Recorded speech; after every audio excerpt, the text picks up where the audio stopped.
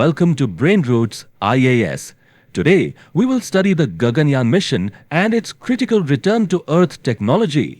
So, जब भी हम ह्यूमन स्पेस फ्लाइट के बारे में सोचते हैं तो दिमाग में क्या आता है? एक जायंट रॉकेट, आग और धुआं और एक ग्लोरियस लॉन्च, है ना? लॉन्च को सारी ग्लोरी मिलती है, लेकिन इंजीनियर्स के लिए लॉन्च तो आधी कहानी है। असली चैलेंज, जिसे कई लोग इंजीनियरिंग नाइटमेयर भी कहते हैं, वो है एस्ट्रोनॉट्स को जमीन पर सेफ एंड साउंड वापस लाना। तो चलिए आज इस कहानी को ही डीकोड करते हैं। ये कहानी है उस इंजीनियरिंग नाइटमेयर को कॉन्कर करने की। ये कहानी है इंडिया के उस परफेक्ट रिटर्न टिकट की जो हम अपने एस्ट्रोनॉट्स के लिए स्पेस से तैयार कर रहे हैं। लेकिन रिटर्न की कहानी समझने से पहले जरूरी है कि हम ऊपर जाने की जर्नी को समझें, राइट? आखिर ये 400 किलोमीटर का सफर है क्या और इसमें क्या क्या स्टेजेस आती हैं? Let's break it down. Mission का नाम है गगनयान और इसका ऑब्जेक्टिव बिल्कुल क्रिस्टल क्लियर है। 3 मेंबर्स का क्रू लॉन्च करना है। कहां? एक 400 किलोमीटर ऊपर लो अर्थ ऑर्बिट में, यानी LEO।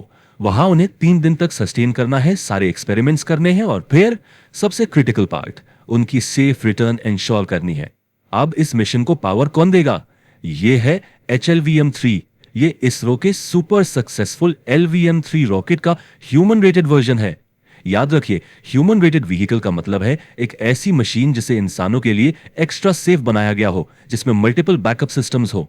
इसके 3 स्टेजेस हैं। स्टेज 1, 2 बड़े सॉलिड बूस्टर्स जो शुरू में जमीन से उठने के लिए जबरदस्त पावर देते हैं। Stage 2, liquid engines. इनका फायदा यह है कि हम इनकी पावर को कंट्रोल कर सकते हैं। और स्टेज 3 है हमारा CE-20 क्रायोजेनिक इंजन। ये सुपर कूल्ड फ्यूल यूज करता है जो बहुत एफिशिएंट होता है और फाइनल पुश देकर मॉड्यूल को ऑर्बिट में पहुंचाता है। रॉकेट के बिल्कुल टॉप पर है ऑर्बिटल मॉड्यूल, यानी एस्ट्रोनॉट्स का घर। इसके 2 हिस्से हैं। एक है क्रू मॉड्यूल या CM। ये एक प्रेशराइज्ड कैबिन है जहां एस्ट्रोनॉट्स रहते हैं, सांस लेते हैं। इसमें होता है environmental control and life support system या ECLS। और दूसरा हिस्सा है सर्विस मॉड्यूल या SM। आप इसे एक सपोर्ट बस समझ सकते हैं। इसके पास पावर के लिए सोलर पैनल्स हैं और ऑर्बिट में घूमने के लिए छोटे इंजन्स हैं। तो लॉन्च हो गया, एस्ट्रोनॉट्स ऑर्बिट में है, सब ठीक है। लेकिन अब शुरू होता है मिशन का सबसे डिफिकल्ट फेज, द रिटर्न। ये किसी कोरियोग्राफ्ड बैले से कम नहीं है, जिसमें हीरो का रोल है पैराशूट्स का। सोचिए जरा, एक कैप्सूल है जो आवाज से भी तेज यानी सुपरसोनिक स्पीड से एटमॉस्फेयर में री एंटर कर रहा है। अब इस आग के गोले को इतना स्लो कैसे करें कि वो समंदर में आराम से जेंटली लैंड हो जाए? यही सबसे बड़ा इंजीनियरिंग सवाल है। अब इसका जवाब टेस्ट करने के लिए इसरो एक बहुत ही स्मार्ट टेक्निक यूज करता है जिसे कहते हैं इंटीग्रेटेड एयर ड्रॉप टेस्ट या IADT। इसमें हम क्रू मॉड्यूल को एक एयरक्राफ्ट से बहुत ऊंचाई पर ले जाकर ड्रॉप करते हैं ताकि हम लैंडिंग के आखिरी कुछ लम्हों को सिमुलेट कर सकें और पैराशूट सिस्टम की रिलायबिलिटी चेक कर सकें। तो होता क्या है, जैसे ही मॉड्यूल नीचे आना शुरू होता है, एक एक करके 3 काम होते हैं। स्टेप 1, एपेक्स कवर्स जो पैराशूट्स को प्रोटेक्ट करते हैं वो अलग हो जाते हैं। स्टेप 2, 2 छोटे ड्रोक पैराशूट्स खुलते हैं। इनका काम है तेजी से गिरते हुए कैप्सूल को स्टेबल करना और उसकी स्पीड को कम करना। और आखिर में स्टेप 3, 3 बड़े मेन पैराशूट्स खुलते हैं। यही वो हैं जो फाइनल लैंडिंग को एकदम स्लो और जेंटल बनाते हैं। और ये सब क्यों हो रहा है?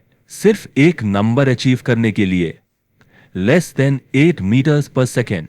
यही है टारगेट स्प्लैशडाउन वेलोसिटी।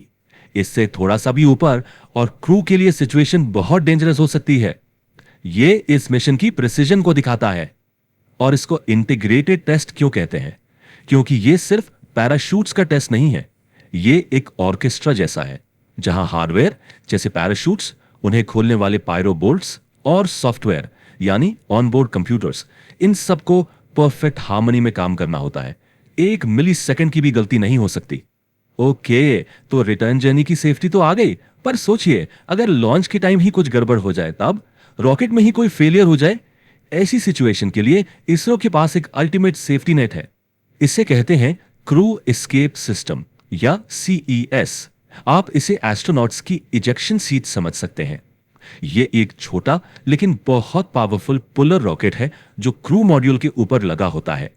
लॉन्च के दौरान अगर कंप्यूटर को लगता है कि रॉकेट फेल होने वाला है, तो CES 1 सेकंड से भी कम टाइम में फायर होकर क्रू मॉड्यूल को रॉकेट से खींचकर दूर ले जाता है और एस्ट्रोनॉट्स की जान बचाता है। हमने सारी टेक्नोलॉजी समझ ली, द हाउ पार्ट। लेकिन चलिए अब सबसे जरूरी सवाल पे आते हैं, वाई। ये मिशन इंडिया के लिए इतना जरूरी क्यों है? What's the big picture? सबसे पहली और सबसे बड़ी बात, इस मिशन की सक्सेस के साथ इंडिया एक सुपर इलीट क्लब का मेंबर बन जाएगा। हम दुनिया के सिर्फ चौथे देश होंगे, अमेरिका, रशिया और चाइना के बाद, जिसके पास independent human space flight capability होगी। लेकिन यह सिर्फ एक टैग नहीं है कि हम फोर्थ नेशन बन गए। इसके पीछे बहुत डीप स्ट्रेटेजिक फायदे हैं। पहला, ये फ्यूचर के इंडियन स्पेस स्टेशन यानी भारतीय अंतरिक्ष स्टेशन का रास्ता खुलेगा। दूसरा, इससे ग्लोबल डिप्लोमेसी में इंडिया का स्टेटस बढ़ेगा। आर्टेमिस अकॉर्ड जैसे बड़े इंटरनेशनल कोलैबोरेशंस में हम एक की पार्टनर बनेंगे। और तीसरा, इस मिशन के लिए एक जीरो एरर मैन्युफैक्चरिंग इकोसिस्टम की जरूरत है, जिससे इंडिया के हाईटेक इंडस्ट्री को एक बहुत बड़ा बूस्ट मिलेगा। तो चलिए एग्जाम के लिए एक क्विक रिवीजन कर लेते हैं सारे कंपोनेंट्स का।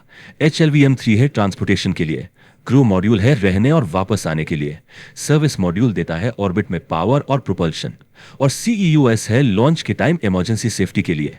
यह है पूरे गगनयान आर्किटेक्चर का अ कंप्लीट कंसाइज ब्रेकडाउन। और आखिर में मैं आप सबके लिए एक सवाल छोड़ रहा हूं, इस पर सोचिए।